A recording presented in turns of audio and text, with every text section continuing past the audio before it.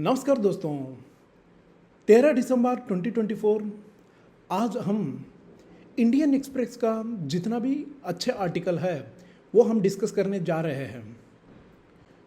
तो पहला आर्टिकल यहाँ पे यूनिवर्सल हेल्थ केयर के बारे में है।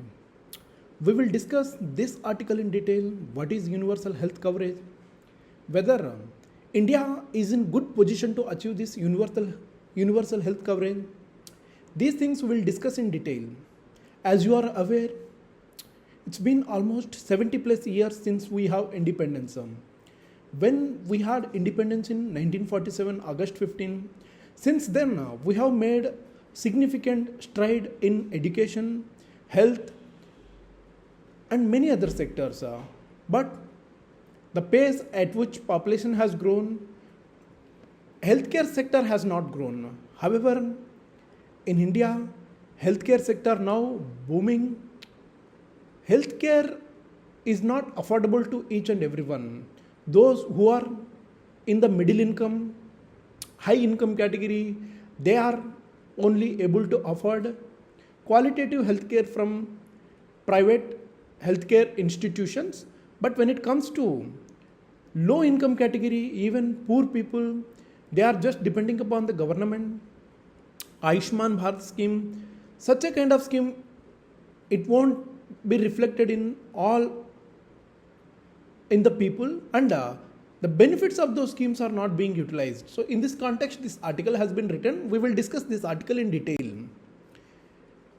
Author says whether this universal health coverage, whether it is a realistic aspiration for India. Understanding universal health care is very, very important because every human being in India, for that sense in the globe, they are worthy of living good health and with good dignity. If we consider European countries, our intellectual traditions, equality, they have failed to get political tractions. Our society and even polity, they remain fractured and unequal. But if we do not believe in these basic ideas, equality, to define us as a society, we need to ask one thing: what values should drive our politics so that we can get all these benefits and equality before law. This is very important because health is a politics. In the area of contesting and competing interest, health is always politic. Actualizing the aspiration of universal health care, this requires a political system that not only value equality, even justice as their core tenets. In order to pursue the goal of universal health coverage, that would require undertaking set of policy actions in parallel. For first thing, doubling healthcare funding in order to reduce the gap in comprehensive community-based primary health care.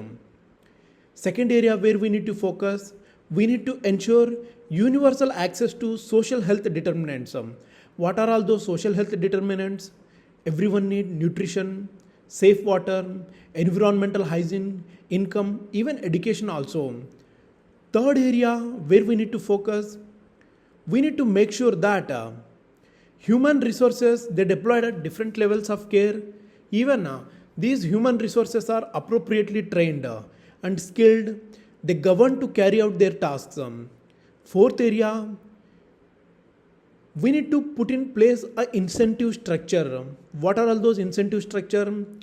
So that these structure hold health providers accountable to the people they serve, and they provide qualitative healthcare to them. Fifth area, we need to improve the governance, even oversight of the private sector. Today, private sector, they are charging huge amount of money when it comes to healthcare. We need to bring a good governance and a good logical oversight on them. In other words, strengthening the health system foundation, not only about building health centers, it is also about establishing those systems that guarantee care as per need and even actively interventionist state with capacity to enforce laws, rules, regulations, so that we can protect patients from the imperfect market that characterizes healthcare sector. If government leaves this system and the government won't carry about the rules, regulations, even they won't protect patients from all these things, then private sector will come into being and then they take out the market. Given lack of budgetary resources, India has done relatively well in the healthcare sector. Several communicable diseases they have been eradicated, even controlled also. Maternal mortality, infant mortality, they have shown impressive reduction. Even reduction in communicable diseases. They have they are very large in northern states. That means 60% of the mortality is now due to non-communicable diseases. Basically, four leading causes being cardiac arrest, cancer, COPD, even diabetes also. These are the major reasons with related to non-communicable diseases. These diseases, they are expensive to treat. They require longitudinal attention. These diseases are the results of sedentary lifestyle, rapid urbanization, shift in the dietary habits, even increased intake of the junk foods, alcohol, tobacco, even other addictive substances. Because these things will affect aging population more than anything else. Implication of the health system, this is very substantive. There is a revamp to shift it from long-term care. Such a revamp require resilience, even different skill sets and functioning within accountability framework so that we can ensure the care continuum. There are casual factors that are modifiable, appropriate laws, regulations, public health policies, even community-based private healthcare system, they run by family doctors, even public health specialists, they would be required to do all such activities. Countries with huge investment in primary health care, they helped hospitalization cost to reduce by one third. Even hospitals are becoming so expensive. This will save in real terms. If you consider India's Ayushman Bharat program, this program constitutes two parts. One is strengthening primary healthcare facility by better availability of drugs and human resources for providing 12 services free of cost. Second area, it focuses on ensuring 50 crore poor persons for 5 lakh rupees assured. This is welcome initiative. However, general perception is that the health system it is too costly, too privatized, even it lacks strong foundation. Considering achievements that have been impressive in Indian context, why this perception? Author says she provides few more reasons. India, if you see public spending for almost last 7 decades, this has been average of about 1 to 2% of the GDP. It is going up by 1.3% at best. If you see World Health Organization, as per it is 3%. So public health spending it is growing at 1 to 3%. Such a low spending means the functioning of public facilities is suboptimal even despite impressive government social health insurance program for hospitalization. Out of pocket expenditure, they continue to range between 45 to 54% of the total healthcare spending. If you consider sustainable development goal, it is 20%. Second area, messed up human resources planning with incentive structure, non-availability of appropriately trained and skilled personnel. These are affecting very much. Vacancies at all levels, they continue to plague the present system. If you see, for example, community health center with 30 beds, they are located to serve 1 lakh population. Their vacancy level of specialist is 80%. That means if 100 people need to be employed, 80 people are absent. They are just engaging with 20 people. This will force people to seek private care, incurring huge expenditure, even going to district hospital. Then it will become overcrowded. That's why the decade-old norm for posting specialist at community health center, they are not being reviewed because this model seems not workable also. India's health delivery system, it compromises of basically public and private care sector. The private care sector, it is not the problem basically of the concern. Strengthening towards corporatization, commercialization, profiteering, they resulted in excessive diagnostic and unnecessary surgeries. The huge capital investment they required to establish tertiary hospitals, they are increasingly being mobilized from equity venture capital. They demand a minimum 25% return on investment. Many corporate hospitals, they provide nearly half of the tertiary care in India. They are being steadily brought up by foreign investment companies. For example, BlackRock, they have majority of control in Manipal Group. As a result of all these things, cost of care is getting very high. Government, they are further narrowing space for middle class people to provide a free or highly subsidized care by leasing or selling of district hospital. About 30 hospitals currently they have been leased to investors or corporates on such a condition that free treatment to the poor, something that government does not have capacity to enforce. This is welcome idea when you bring public private partnership, but whether we are enforcing those contracts, we need to understand it shouldn't go out of our hand. The situation is indicative of state abdicating responsibility to govern and reflect ideological vacuum. Understanding universal healthcare coverage, not only merely a provisioning of health insurance, this is very flawed system. What use those vouchers will do if there is inadequate supply of poor quality provisioning services? What is needed for state to do hard stuff? Basically, they need to invest in health, provide good governance, build the capacity, enforce law, regulations, rules, even contracts also. Universal healthcare at the end, this is a goal. India today, they can aspire for only if state can govern and align its politics for power with people's welfare. The question and challenge for democratic societies are how to bring change in an environment where people aspirations are low and political system is able to get away with doles and not held accountable. That is the key and concern. Basically, healthcare, we need to become more responsive, universal healthcare system. Government need to become more accountable. That's what author says about. So she is Sujata Rao, former health secretary, government of India. Very good article. दूसरा article यहाँ पे rebuilding our educational universities. This article we will discuss in detail. As you are aware, those students who studies in Indian Institute of Technologies, that means IITs, National Institute of Technologies, NITs, Indian Institute of Management, BITS, and many such colleges, they are almost many of the people moving out of the country, brain drain is happening, and then they are spending crores of money in foreign institutions in the guise of job. What India can do in order to retain them, what India can do in order to boost our economies. If you see major global firms, their CEOs and all, they are Indian guys.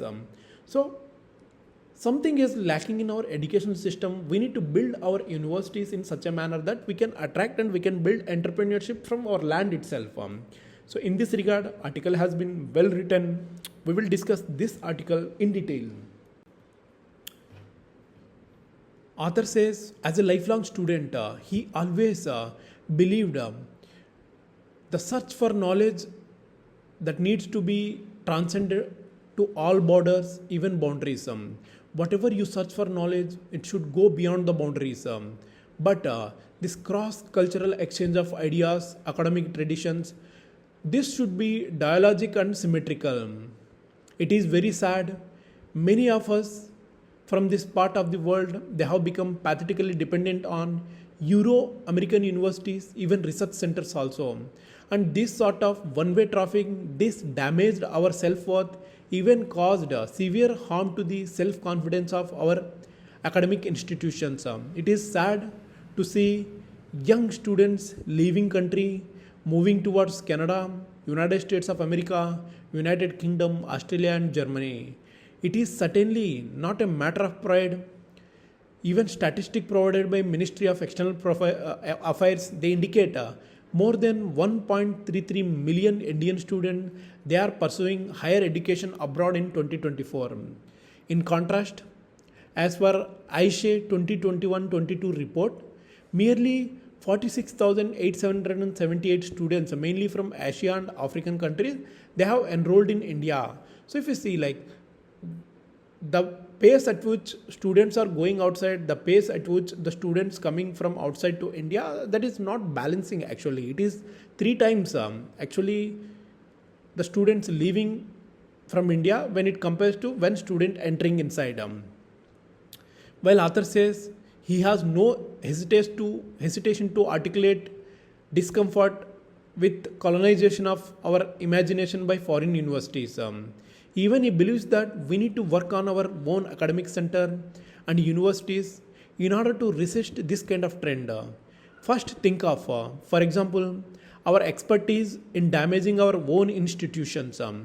Rabindranath Tagore, Shantiniketan. Basically, this is a university that once strived for the oceanic merger of cultures, even interplay of science, arts, and aesthetics. This Shantiniketan is now just another average university. They are tormented by local politics, controversial recruitment of vice chancellors, even poverty of pedagogic imagination also. Even for that matter, we are witnessing how the president regime is determined by obituary of Jawaharlal Nehru University that began its journey with great promise of being excellent teaching and research in political sciences, social sciences, liberal arts, international studies, even life sciences also. But we respect our own institution, generate adequate funds for teaching and research, create environment that is conducive to academic freedom, even dignity of teachers and students. We cannot prevent young minds from leaving India in search of better fortunes. Even the obsessive craze for foreign university, this cannot be combated unless we acquire courage to decolonize our consciousness, interrogate the hierarchy of civilization, like Thomas Babington, the Macaulay. Thomas Macaulay, he was the person who is behind education policy in India. Even we need to trust our own worth. It is not absurd at all.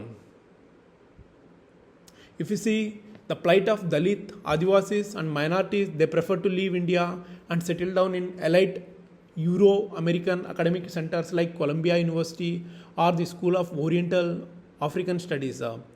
Isn't it ironic that some of them would actually visit Indian campuses like rock stars and teach us sociology of Mahashweta Devi, Birsa Munda? As these stars seduce young researchers, they seek to follow same path, leave India, further reproduce the culture of academic asymmetry. So this asymmetry is happening. We leave our culture, we go to foreign institution, we follow their culture.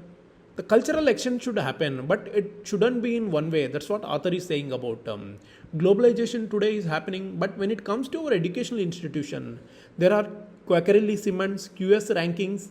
Whenever you see QS rankings, our colleges are performing worst. Even brightest of the bright IITs, they are also not performing well.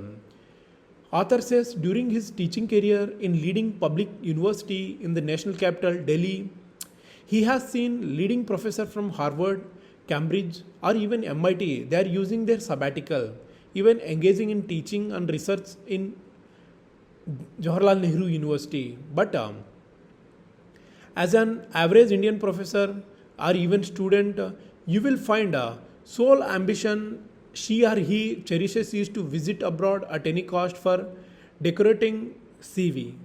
Most of the people today, they go for CV or job purpose. Study is just like bahane banane ke liye. Just some people will be very ambitious, but most of them, they go for job better opportunities. But it is not real. That's what author says. This symmetrical exchange of ideas, those things happen should parallel manner. Otherwise, it is like reproducing things here and there. So basically, the discomfort with obsession with these foreign degrees, this does not mean we need to close our mind. Instead, he is asking us to think a symmetrical dialogue. We need to converge. We need to establish a suitable exchange. Then only our education system would be better. Then the proper research and development will take place. Even PhD will happen. This will benefit not only foreign countries, it will benefit our sister organization, even Indian organizations also. So this is the article about we need to rebuild our universities. Today we discuss two articles. Thank you very much for discussion.